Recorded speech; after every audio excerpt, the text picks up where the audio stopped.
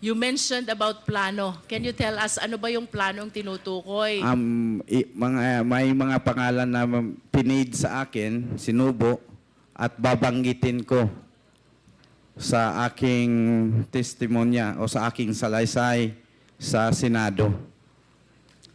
At maari mo bang sabihin, sino ba itong mga taong ito at anong gustong ipabanggit sa'yo nang noon ay PNP chief ba to? Peter Lim, supplier daw ng shabu, pero nandyan lang, hindi na huli-huli.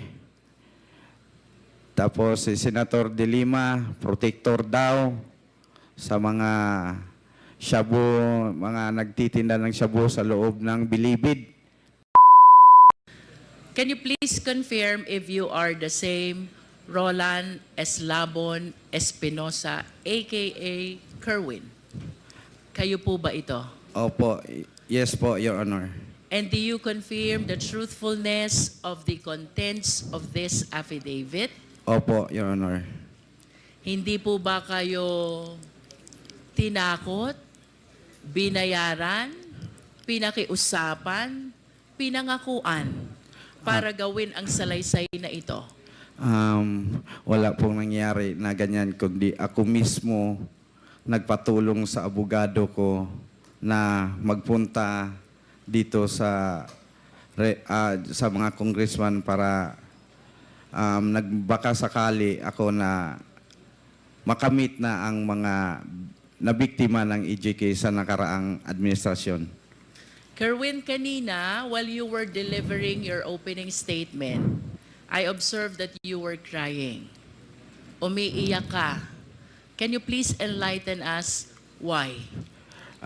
Kasi sa panahon na nandun ako sa AIDG, na nakaburol ang papa ko, humiling ako sa mga pulis doon na sana pagbigyan nila ako na makauwi.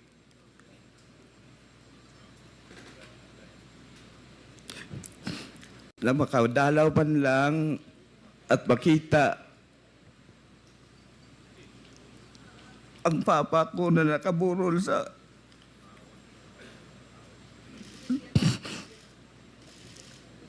Kerwin, of course, you believe that your father, the late Mayor Espinosa, is a victim of ruthless killing. Is this your position, Kerwin? Yes po. Pero alin ba yung mas nakakaiyak? Yung pagkamatay ni Mayor Espinosa o yung hindi kanila pinayagan na madalaw ang burol niya?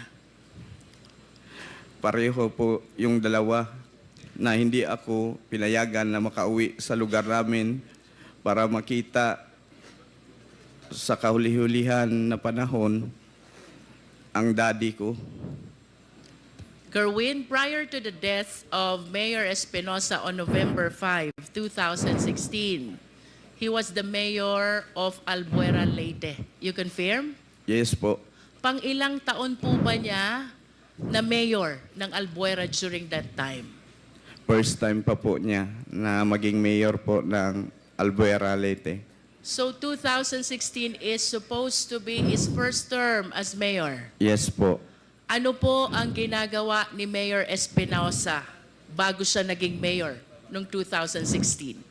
Ang mga ginagawa po niya ay tumutulong sa mga tao doon sa lugar namin o sa lungsod ng Albuera ng mga kunting mamigay siya ng mga bigas, yung may mga problema kahit personal, yung mga asawa, ayusin niya. At madali siyang lapitan ng mga tao doon. Kaya binoto siya na maging mayor. Pwede mo ba kaming kwentuhan, Kerwin? Ano ang pagkatao ni Mayor Espinosa as he is known by the people of Albuera, Leyte?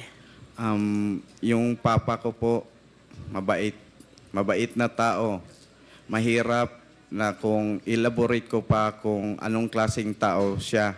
So siguro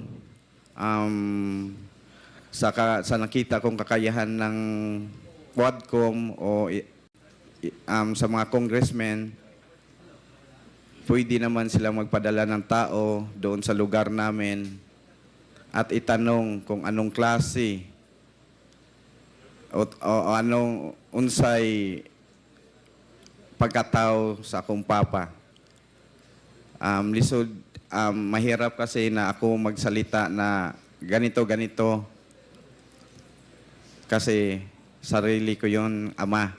Mas mabuti na malaman nyo based doon sa mga tao sa Albuera. I understand, Kerwin. You also stated in your sinumpaang salaysay, habang nasa Malaysia ka, papuntang Abu Dhabi, you learned that the late Mayor Espinosa is included in the narco list. Oh, yun po. Nalaman ko na lang na nasali siya sa listahan ng presidente na narco-list. Paano at kanino nyo po nalaman na kasama pa lang inyong ama sa narco list? Sa panahon na yon, may kaibigan ako na si Buntuyan, taga Cebu. Si IDG din yun, si Sir Delpin Buntuyan. Siya ang nagsabi sa akin na amigo, ang imong papa na apil sa narcolis ni Presidente. Was there ever a time, Kerwin, that you validated or you verified the truthfulness of the fact that your father is included in the narco list? Na ano ko na yun, na positive na talaga, na naniwala ko. Kasi sa TV at sinabi ni Pangulong Duterte na kasama ang papa ko sa listahan ng mga narcolis. You are saying, Kerwin, that Mayor Espinosa is one of those named by President Duterte as included in the narco list. Is that your statement, Kerwin? Yes po. And that is the reason why you conclude already that indeed your father is among those in the narco list. Yes, Tama ba? yes po. There are three important statements you made in your sinumpaang salaysay which really captured my attention. First, Kerwin, is the raid which happened in the house of your late father in August 2016. You mentioned in your affidavit that the guns, the explosives, and the drugs were all planted, and you were certain because prior to the raid, there were women who cleaned up the entire house. Yes. Because they are apprehensive already that any time there will be a raid in the house. Yes po. Bago nangyari ang raid, yung mga women supporter ng daddy ko nandoon sa bahay. Kasi yung daddy ko doon na tumira sa munisipyo. Nagbabantay ang mga women supporter ni daddy sa bahay namin, ancestral house. Habang nandoon sila, lininisan nila yung bahay ni daddy. At yung sinabi, nandoon daw sa nakita sa cabinet, sila mismo nagtaka kung paano nakita na merong mga illegal na bagay doon sa cabinet. Samantalang ang dami nilang naglinis na wala silang nakitang droga. Can you please confirm for the record, Kerwin, ano ang mga nakuha ng PNP operatives during the raid of August 2016 in the place of residence of the late mayor? Sabi daw nila, based on sa ilang report, nakakuha sila kanog 11 kilos nga shabu dito sa ilalim ng cabinet, at mga baril doon daw sa loob ng bahay ni Mayor, at may mga pampasabog doon din nakuha sa loob ng bahay ni Mayor. Kung isipin natin, 11 kilos, hindi kaya yun nakita sa mga naglinis na mga women's? Ang dami nun. at ang mga baril at ang mga bomba. Ilagay kaya yun ni Mayor sa loob ng bahay na mga sumasabog na mga bagay at mga mahabang baril? Yun ang sabi nila na nakita daw nila doon sa loob. Pero walang kahit isa na taga-Albuera na maniwala sa kanila sa report nila na may nakuha doon. Kasi ang nagbantay sa bahay ni Mayor, yung ancestral house namin, nasa 70 ka mga babae nandoon sa bahay. Binantayan talaga ang bahay namin. Inano sila ni Joby na magkaroon ng raid, kaya tumakbo na sila. Natakot. So you deny, Kerwin, the legitimacy of the raid or the operation that was conducted by the police operatives on August 2016? Opo.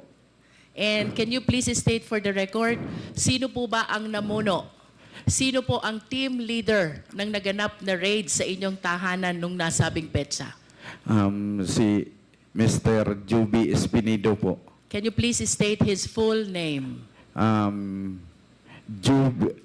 Police Colonel Joby Espinido. Mr. Chair, may we know if we have Colonel Espinido here?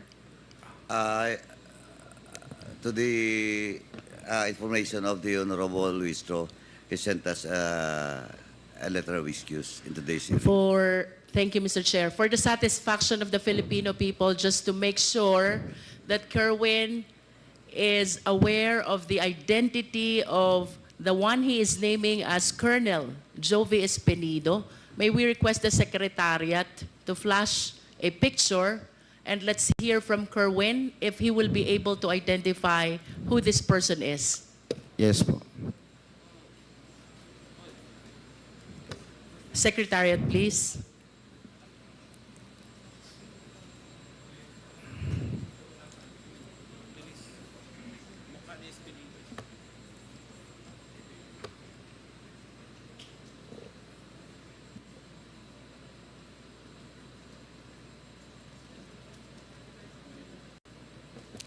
While we are waiting for the picture, Mr. Chair, the second statement which captured the attention of this representation, Kerwin, is the raid and the killing of Mayor Espinosa on November 5, 2016, which happened in Baybay, Leyte.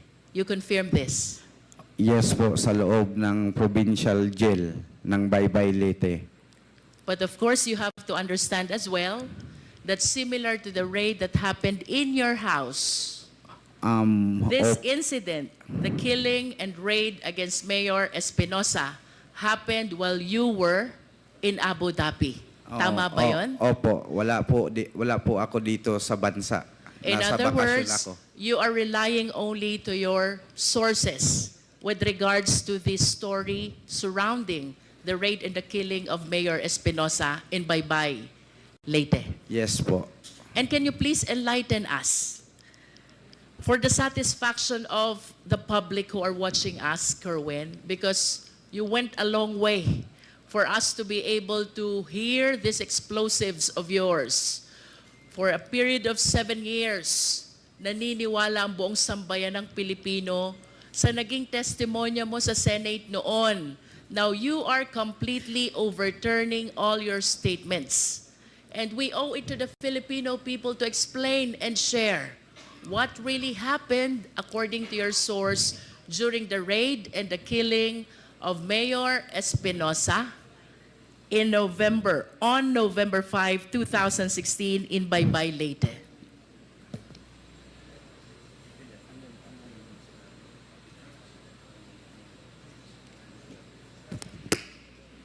Mas gusto ba niya Tagalog? Parang masarap siya sa Tagalog. Your Honor, pwede pong ulitin yung question Kayo niyo po ba, Kerwin, ay mas komportable sa English or sa Filipino? Mas sa Pilipino na lang tayo. Filipino. Para Kerwin, maintindihan. you mentioned na banggit mo sa iyong sinumpaang salaysay, bagaman ikaw ay nasa Abu Dhabi noon, ng iyong ama na noon ay nasa Baybay, Leyte Provincial Jail, ay ni-raid at pinatay ng mga operatiba ng pulis. Nasa Abu Dhabi ka noon at ikaw ay nagtiwala lamang sa testimonya ng mga taong naruroon sa insidente. Nevertheless, Kerwin, can you please share to the Filipino people, what do you believe? Ano yung pinaniniwalaan mong tunay na pangyayari sa loob ng Baybay, Leyte, kaugnay ng pagkamatay ng iyong ama? Naniwala ako doon sa mga nakapiit sa loob. Kasi sila ang nakakita at kitang-kita nila sa dalawang mata at narinig nila ang mga putukan. Kitang-kita nila from the very beginning, pagpasok sa selda ng aking ama. Kerwin, kung nakikilala mo itong mga taong tinukoy ng iyong mga source, maari mo bang banggitin sino itong mga polis na pumasok sa selda ng iyong ama?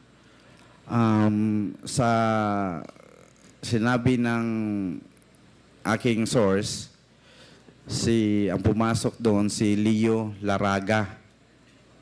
Leo Laraga, siya talaga ang kumitil sa buhay ng papa ko. Leo Laraga. Laraga. Can you please check if Leo Laraga is inside this hearing venue? Narito po ba siya? With the indulgence of, Mr. Chairman, with the indulgence of Congressman Luistro, Police Captain that time, Leo Laraga, is not present, no, in today's hearing. But for sure, we will invite him in the next hearing. Thank you, Mr. Chair. Thank you. Bukod kay Leo Laraga, sino pa ang nalalaman mong kasama nitong mga nag-raid at nag-operate pumatay sa iyong ama? Si Colonel Marcos at si Sir Matera. Kasi mga kaibigan ko sila. Kerwin, regarding Colonel Marcos and Colonel Matera, if they are present in this hall, can you kindly point at them? Ituro mo sila kung sila'y naririto sa bulwagang ito. Colonel Marcos and Colonel Matera. Yan. May we request the police officer raising his hand, to please identify himself for the record, Mr. Chair. Mr. Chair, Honorable Committee, I'm Police Colonel Marvin Marcos po. Thank you. How about Colonel Matera? Can you point at him?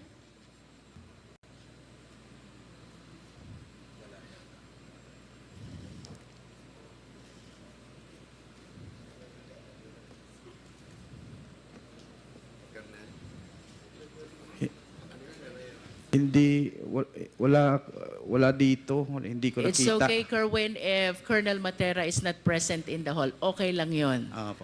I am certain that the Quad will be inviting him as well.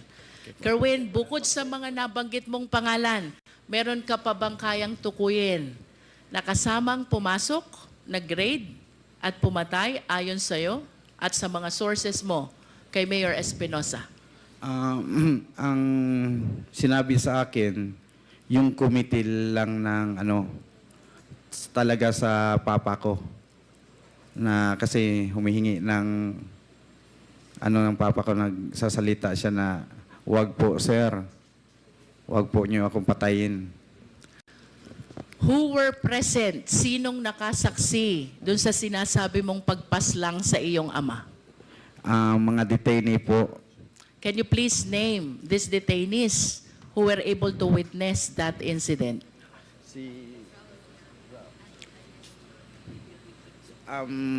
A certain Dondon na taga sa amin sa Albuera. At si Raul Yap na matay naman yun. Patay man si Raul Yap. At si Robin, a certain Robin, dalawa, tatlo sila, pero yung isa, tatlo yung ano ng daddy ko kasama niya sa selda, nag-a-assist sa kanya. Yung isa, patay na po, namatay din kasama How yung about the daddy other ko. one who is he still living? The Yeah, other yeah. one? Opo, Your Honor. What is his name? A certain Don. A certain Don Don. Oh. And can you please share with us, ano ho ba yung nalalaman yung pangyayari dito sa pagkamatay ng inyong ama? Pumasok, and then what happened next? Ang una nilang ginawa daw, sabi sa aking source, pinapiwis the wall muna yung mga pulis. Can you please illustrate? Maari mo bang ipakita sa amin paano ba yung face the wall so the Filipino people will understand? Dito ko lang po gawin sa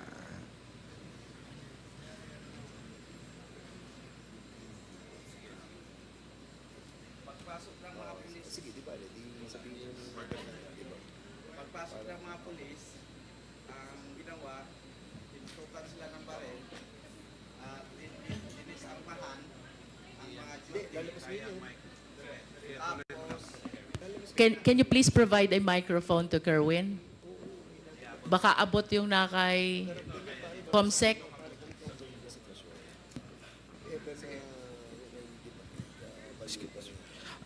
Ganito po ang sinabi sa akin na nangyari nung raid. Pumasok yung mga operatiba at dinisarmahan ang mga on duty sa oras na yon. Nung pagkatapos nilang nadisarmahan, ganito po, pinapace the wall sila.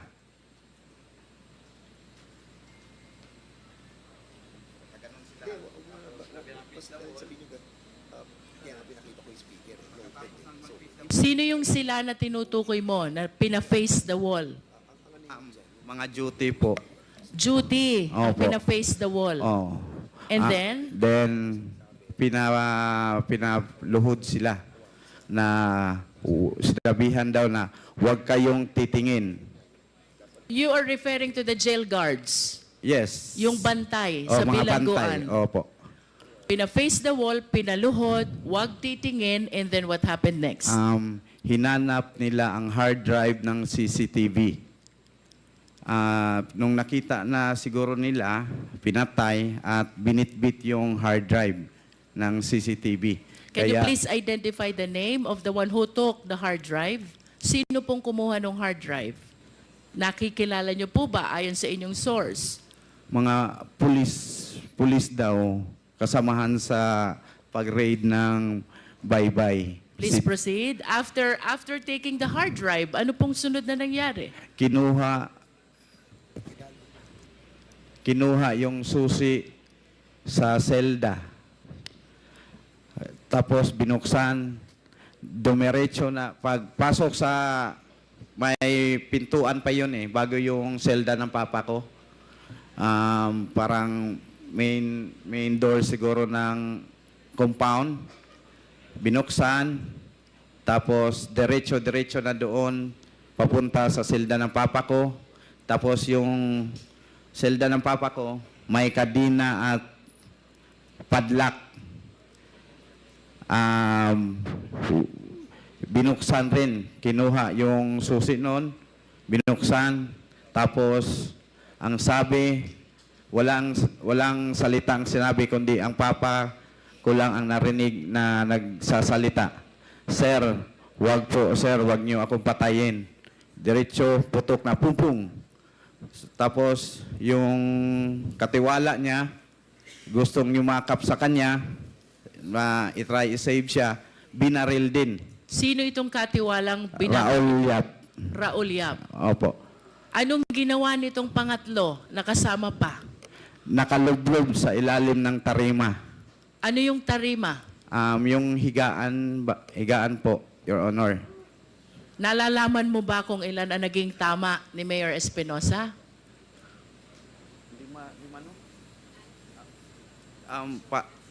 Hindi ako sure o more than five More than 5. more than five bullets ang na tumama sa kanya. Kerwin, thank you for illustrating. You can go back to your chair. You confirm also, Kerwin, na ang raid at pagpasok dito sa Baybay, Leyte ay nag-ugat doon sa search warrant na ini-issue laban sa iyong ama. Tama ba yun? Opo, Your Honor. Nalalaman mo ba kung sino ang huwes na nag-issue ng search warrant? Kasi tatlong judge ang kinuna nila na mag-apply ng search warrant. Si Judge Argelies nag-refuse. At ang sabi ni Judge Argelies na ba't kailangan pang mag-serve ako na nyo ng search warrant nasa loob ng kulungan ang tao. Nag-refuse si Judge Argelies. May judge na certain Janet ba yun? Ha? Janet, apelido niya? Cabalona. Saan yun? Doon sa Samar, yun ang nag-issue ng search warrant. Sa pagkakaalam ko, yung si Janet Cabalona ay parang relatives ng asawa ni Sir Laraga. Pwede, Mr. Chair, pwede magtanong? Sige. After perhaps we conclude the interpellation, Mr. Chair. Pagkatapos ni Congresswoman Jinky, bago tayo pumunta sa susunod na magtatanong, tsaka mo sabihin yan. Okay po. Mr. Chair, our resource speaker mentioned already the names of the judges. Some refused to issue the search warrant, while there is one who indeed issued the search warrant. I just wish to manifest, Mr. Chair, that it is very unlikely in the practice of law that a search warrant is being issued to search a confined place, much more a detention facility. That is for the record, Mr. Chair. Kerwin, I'm leading to my third question. November 16, 2016, through the coordination with the Interpol, iniuwi ka dito sa Pilipinas. Pagdating sa airport, you were arrested at sinalubong ka ni Senator Bato. Bato de la Rosa. Nakikilala mo ba si Senator Bato? Siyempre. Bakit mo siya kilala? Matapang yun. Puro barilan-barilan ang hahamon sa TV ng draw sa mga ilegalista. What else do you know about Senator Bato? Bago pa siya naging senador, nasan ba si Senator Bato? Chief PNP yun po, Your Honor. Chief PNP. Yun, ano? Okay, can you please identify the picture on the screen? Sino ba yung nasa screen? Siya po, si Bato de la Rosa. During that time, ano bang assignment ni Senator Bato during that time? Yang kwento mong insidente, nasan siya noon? Siya ang Chief PNP. Yes, you stated in your sinumpaang salaysay na may sinabi sa'yo Opo. ang noon ay PNP Chief Bato na Opo. kailangan mong gawin kapalit ng iyong pagkakataon na mabuhay. Opo. Do you confirm this? Yes po. Can you please tell us, anong sinabi sa'yo ni Senator Bato? Sinabi niya sa akin, sumunod ka sa plano. Kung sumunod ka kung sino ang babanggitin mo para maligtas ang buhay mo. Kung ayaw mong sumunod, ikaw na ang susunod sa tatay mo or isa sa membro ng pamilya nyo may mangyari na masama. You mentioned about plano. Can you tell us ano ba yung planong tinutukoy? May mga pangalan na pinid sa akin, sinubo, at babanggitin ko sa aking testimonya o sa aking salaysay sa Senado. At maari mo bang sabihin, sino ba itong mga taong ito at anong gustong ibabanggit sa'yo ng noon ay PNP chief ba to? Peter Lim, supplier daw ng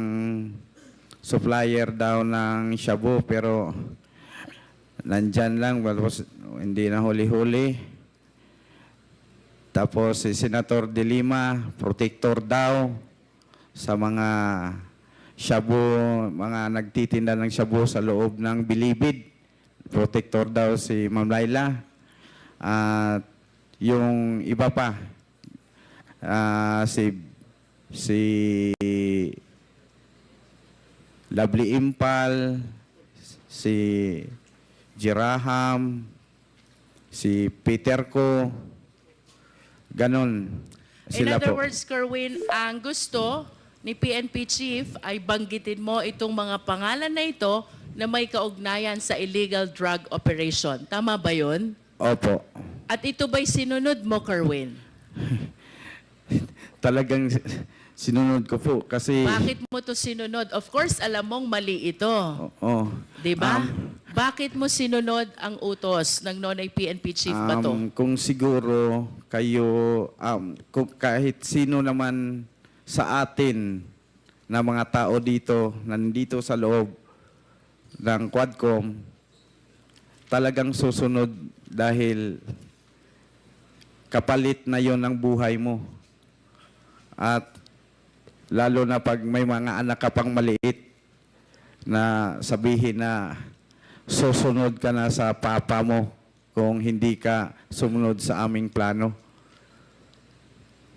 Mr. Chair, I wish to make a manifestation that with respect to the raid of the house of the late Mayor Espinosa, which happened in August 2016, our resource speaker, sadly speaking, has no personal knowledge.